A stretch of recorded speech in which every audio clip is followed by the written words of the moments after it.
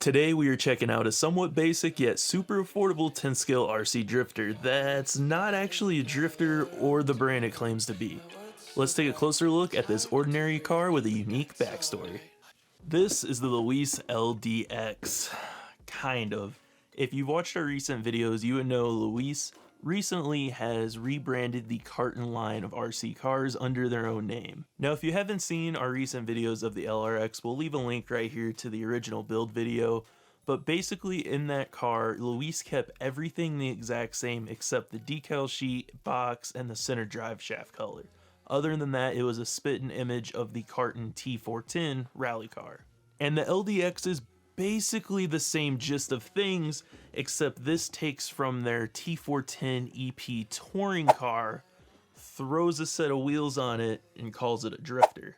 Now, both the Carton T410 cars and the Louise LDX and LRX are basically sister-brother platforms. They're gonna share the majority of parts together. So in this video, we're gonna test the Louise version with the included slick tires as a drifter.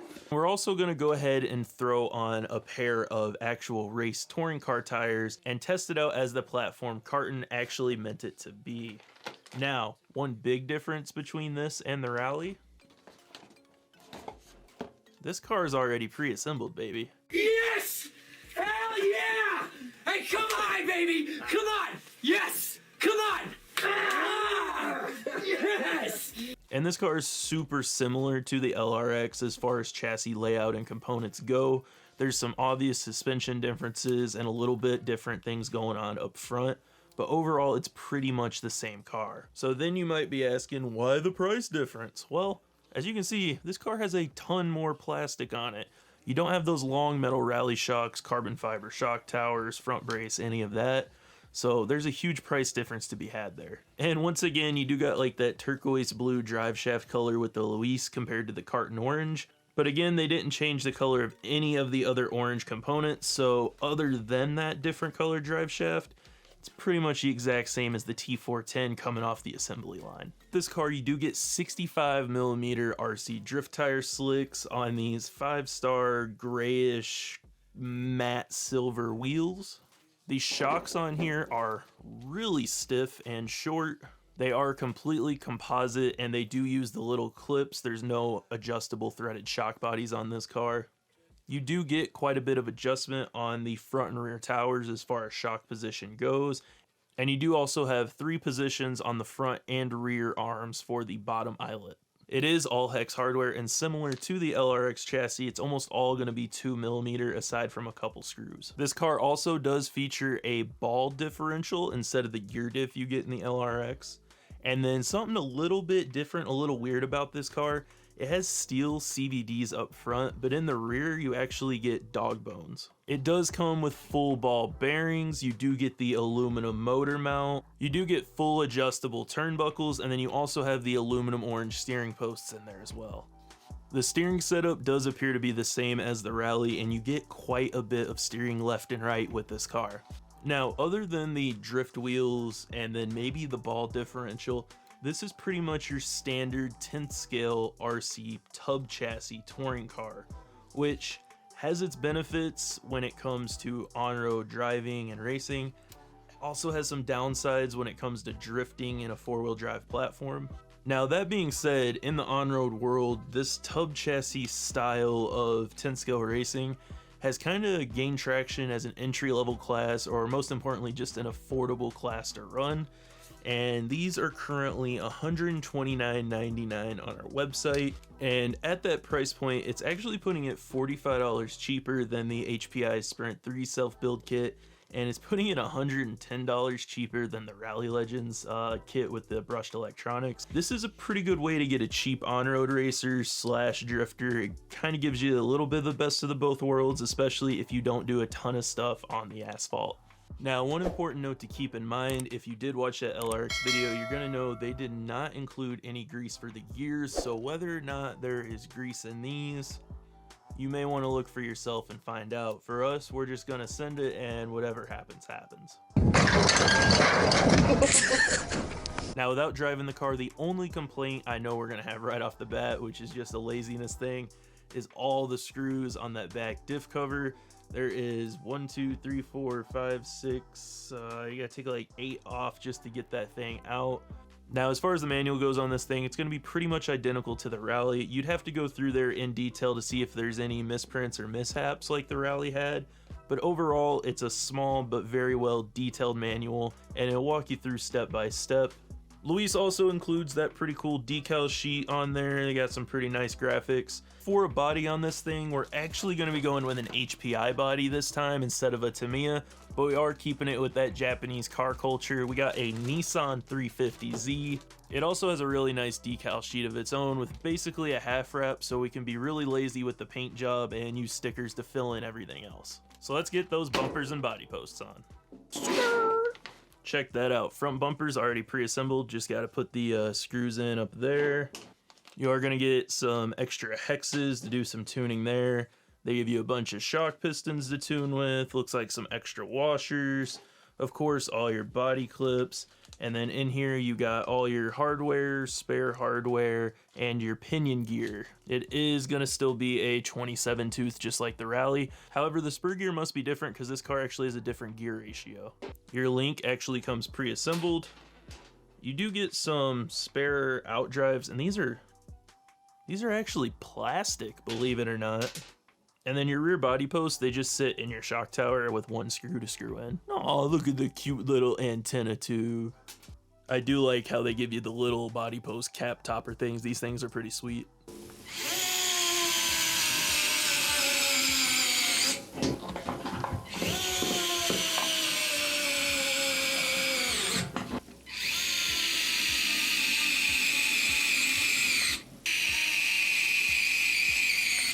Okay, and there it is with all the mounts on. As you can tell, these are really tall, but that's nice because you're going to be able to fit a ton of different bodies on there and then just cut it down to whatever height you need.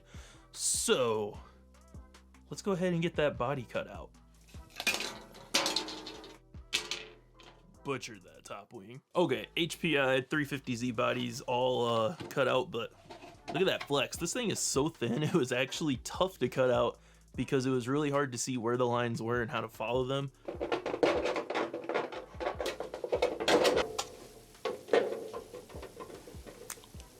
All right, there it is, all ready to be mounted up. I did accidentally ream the wrong hole in there, so That's what she said. we're gonna have to live with it. Got a little bit of weight reduction going on in the back, but overall it looks pretty decent. It's time to go get this thing painted up.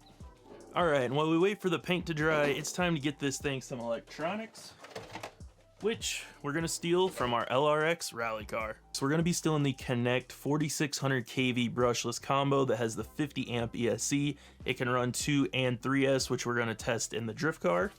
We'll also be taking out that SRT CH7012 coreless high voltage servo. And for the radio, you know we gotta stick with that Connect X9S.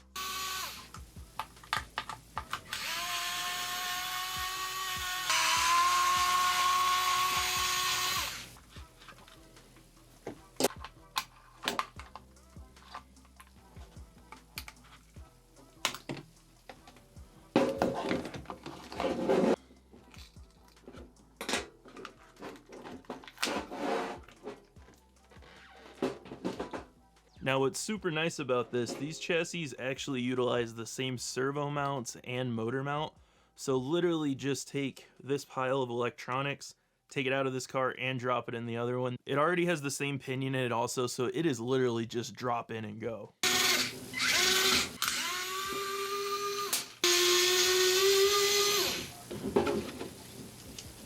Now, one thing we're gonna learn from last time is do not over tighten these bolts. You will smush down that motor mount like there is no tomorrow, and then you're gonna have problems tightening these bolts in the future because it's just gonna warp everything together. Just gently snug it down by hand. And the steering angles and everything should line up. Should. If not, we'll do a little bit of adjustments when we need to.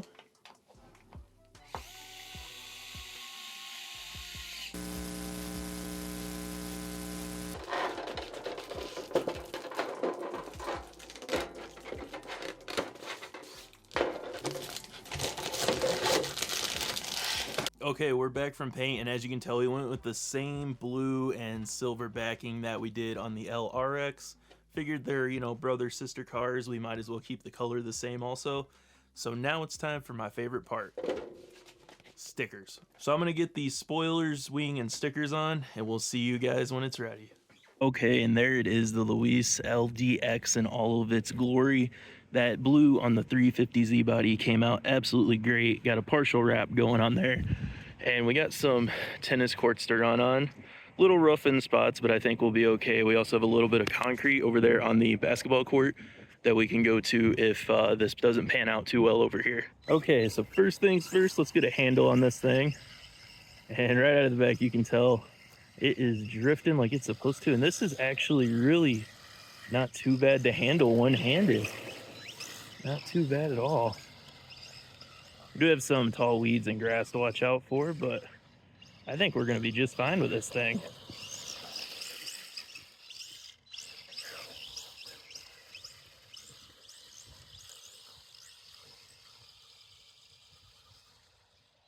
Okay, so first things first, if you're a noob at drifting like me, we're just going to try to get some practice here. Going around these two cones, try to get it as tight as we can, and hopefully come up with something good here. Get a little practice in, might have to go two hands.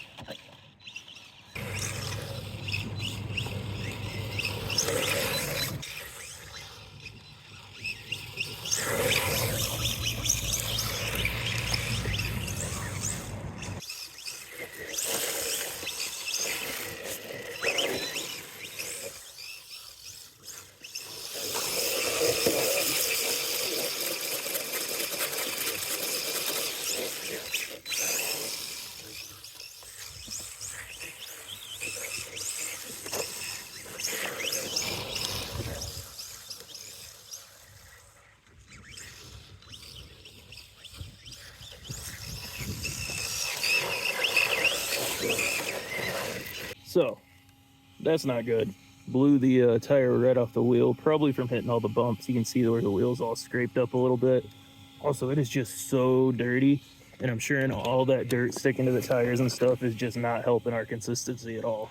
So the wheel pressed right on with my fingers, but it's interesting because that is way looser than the other three are. I'm not sure if we hit something and it just knocked it off, but you might need to add some tape in order to get that to stay on there. So I think it's time to throw an old set of touring car tires at it and see what it can do with some rubber on there instead of those plastic slidey wheels. Okay, we are now dressed with proper touring car attire, and I gotta say, with those solid white wheels, it looks very good on this 350Z.